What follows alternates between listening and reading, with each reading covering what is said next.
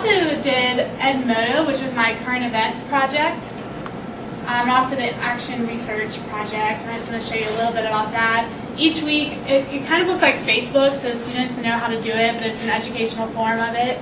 The students can correspond with me privately, and they can correspond with the class, but they can't correspond privately with each other to kind of prevent any issues there. So weekly I post a link to an article that dealt with what we were discussing. So this had to do with the First Amendment, and then they could respond. They summarized the article and then gave their opinions. And as you can see, they could read each other's, and when I did a survey at the end to kind of find out, did they read each other's opinions, did they look at it? A lot of them did, and they were able to see the different perspectives and viewpoints of their classmates. It also provides for students who maybe are a little more shy, like this one girl, she just sent her responses to me instead of posting them for the entire class to see.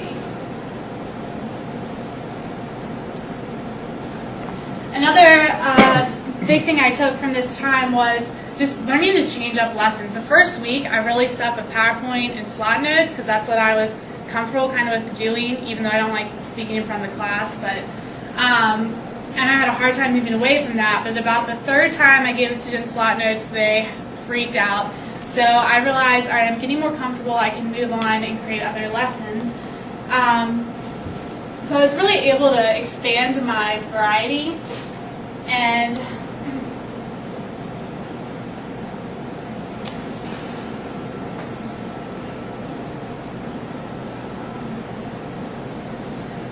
I did a lesson on the influences of the courts, different influences that affect the Supreme Court.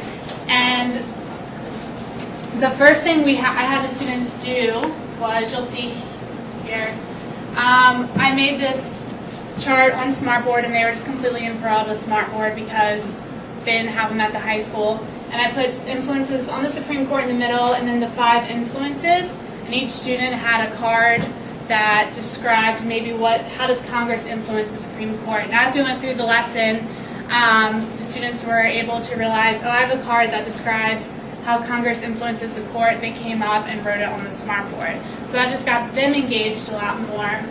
And then after that, we did case studies. And I gave the students this worksheet. They did 2 case studies to view how society affects the court. And we first looked at Plessy versus Ferguson. So I gave them artifacts and pictures, examples of Jim Crow laws from the 1890s, and they described each item as they went through. Then they discussed how do these items describe the society of the time, and then how did the court's decision in Plessy versus Ferguson illustrate or correspond with society's viewpoints. After that, they looked at Brown versus Board of Education. They did the same thing. They looked at different things from the time period in the 1950s, decided how the court's decision in Brown versus Board reflect the society, and then they had to make a statement about what they could conclude on society's impact of the course. So they really liked this lesson, just time to work together, socialize, and they did a really good job with it. I also did a mock court case at the end, and this mock court case was based off of the story Hansel and Gretel. And I just kind of first went through the story with them.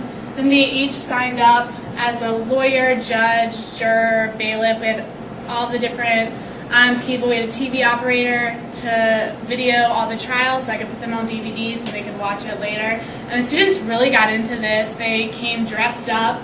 All the lawyers did. We had a robe and a wig. And so they did a really good job with this court case and really enjoyed it. So I felt like over this time I was really able to expand how I taught lessons, and the students really liked the different lessons. They didn't like group work every day or notes every day, but just being able to use a variety of things helped.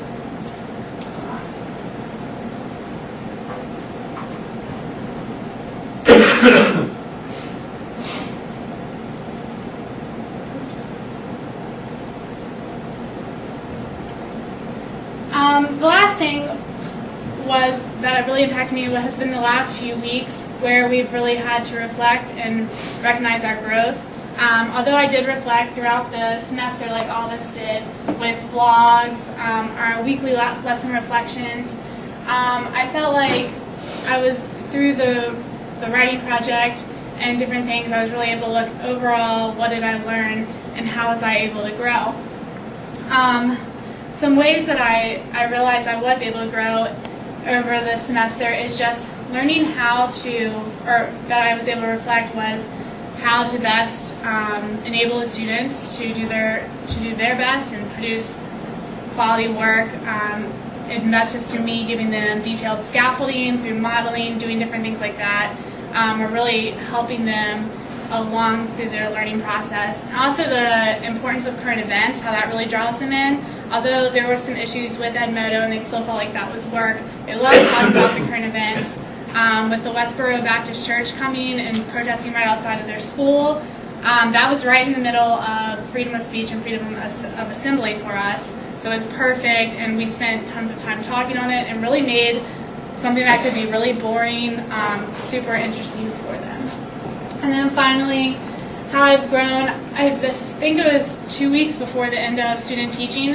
After a lesson, I sat down and was like, I wasn't nervous, and I realized I finally had gotten to the point where I could go through a PowerPoint, go through notes, and just talk with them and discuss instead of just, all right, let's get through this because I'm nervous.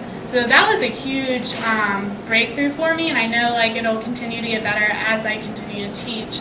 But that was just really neat for me to see, and also just my variety in lessons, not just sticking to one type or going with what I'm comfortable with. So that concludes my presentation. Are there any questions?